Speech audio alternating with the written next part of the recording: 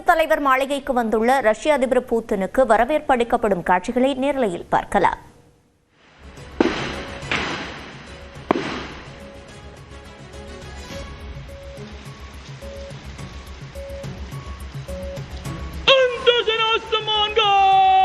தொடர்ந்து கூடுதல் விவரங்களை செய்தியாளர் சுசித்ராவிடம் கேட்கலாம். சுசித்ரா, விவரங்கள். 2 நாள் அரசுமுறை பயணமாக இந்தியா வந்துள்ள ரஷ்ய அதிபர் விளாடிமிர் புதினுக்கு தற்பொழுது குடியரசுத் தலைவர் மாளிகையில் வரவேற்பு என்பது வழங்கப்பட்டு வருகிறது. அரசு மரியாதையை ஏற்று அந்த அணிவகுப்பையும் அவர் அங்கு ஏற்றும் அந்த ஒரு காட்சிகளில் நம்மால் பார்க்க முடிகிறது. குடியரசுத் தலைவர் திரௌபதி முர்மு, பிரதமர் மோடி ஆகியோர் அவரை அங்கு நேரடியாக வரவேற்று முப்படைகளுடைய அந்த வரவேற்பையும் அவர்கள் அவருக்கு அளித்து வந்தனர். நேற்று இரவு இந்தியா டெல்லி வந்தடைந்த அவர் இன்று காலை முதல் ராஜாங்க ரீதியிலான பேச்சுவார்த்தை உள்ளிட்ட பல்வேறு நிகழ்வுகளில் பங்கேற்க இருக்கும் நிலையில் அதன் முதல் நிகழ்ச்சியாக தற்பொழுது குடியரசுத் தலைவர் மாளிகையில் அவருக்கான அந்த ஒரு அணிவகுப்பு மரியாதை என்பது மத்திய அரசாங்கத்தால் செய்யப்பட்டு வருகிறது. அதற்கு அடுத்தபடியாக ஹைதராபாத் இல்லத்தில் நடைபெற்று வரக்கூடிய அந்த ராஜாங்க ரீதியிலான பேச்சுவார்த்தையில் அவர் பங்கேற்க உள்ளார்.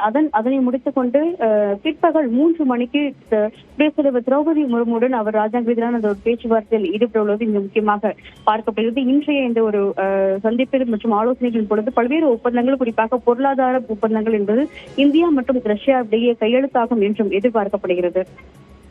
சுசித்ரா, 2 நாள் அரசுமுறை பயணமாக புதின் இங்கு வருகை தந்திருக்கும் நிலையில் இந்த 2 நாட்களும் என்னென்ன நிகழ்வுகள் நடைபெற இருக்கின்றன?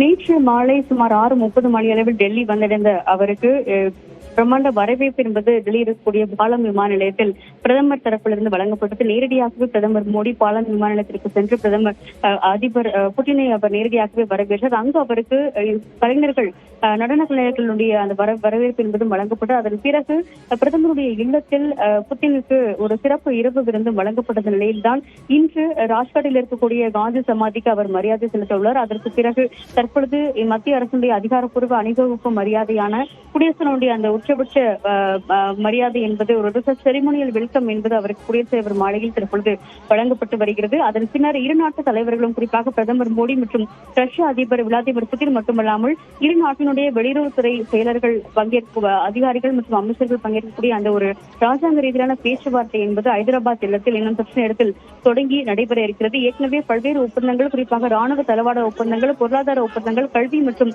சுகாதாரம் தொடர்பான பல்வேறு ஒப்பந்தங்களை இறுதி செய்யப்பட்டு கையெழுத்தாவதற்கு தயாராக இருக்கும் நிலையில்தான் அந்த ஒப்பந்தங்கள் இன்றைய பேச்சுவார்த்தையின் பொழுது இந்தியா மற்றும் ரஷ்யா இடையே கையெழுத்தாகும் என்றும் எதிர்பார்க்கப்படுகிறது. இன்றைய அந்த ராஜாங்க ரீதியிலான பேச்சுவார்த்தையின் பொழுது கச்சா எண்ணெய் தொடர்பான பல்வேறு ஆலோசனைகளையும் இந்தியா ரஷ்யாவிடம் ஆலோசிக்க உள்ளது இங்கு முக்கியமாக பார்க்கப்பட்டது. கடந்த அக்டோபர் மாதம் மட்டும் கச்சா எண்ணெயை ரஷ்யாவிலிருந்து பெறுவதை சுமார் 38% வரை இந்தியா குறைத்திருக்கும் நிலையில் மேலும் கூடுதலாக அது எந்த அளவில் செல்ல போகிறது என்ற ஒரு கேள்வியும் தற்பொழுது எழுந்திருக்கிறது. அது தொடர்பான ஒரு பல்வேறு முடிவுகள் இன்றைய ஆலோசனையின் பொழுது வெளியாகும் என்றும் எதிர்பார்க்கப்படுகிறது. அதே போல அமெரிக்கா மற்றும் ஐரோப்பிய நாடுகளுடைய அழுத்தம் காரணமாக இந்தியா ரஷ்யாவினுடைய உதவியை பெறாமல் இருக்கக்கூடாது என்ற ஒரு கோரிக்கையும் பல்வேறு கருத்துக்களாக ரஷ்யாவுடைய மூத்த தலைவர்கள் முன்வைத்திருந்த நிலையில்தான் இன்றைய அந்த பேச்சுவார்த்தை என்பது மிக மிக முக்கியமாக பார்க்கப்படுகிறது.